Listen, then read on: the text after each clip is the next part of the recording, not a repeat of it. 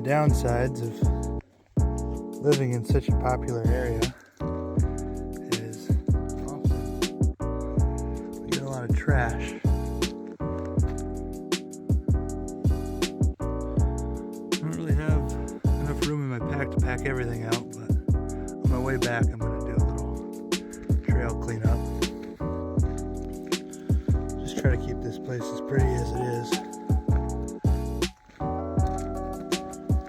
Gosh, it's nice out. Yoink. Scoop.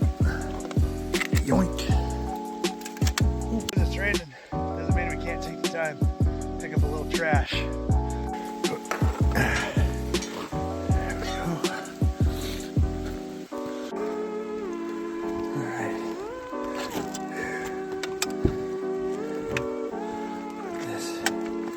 Here.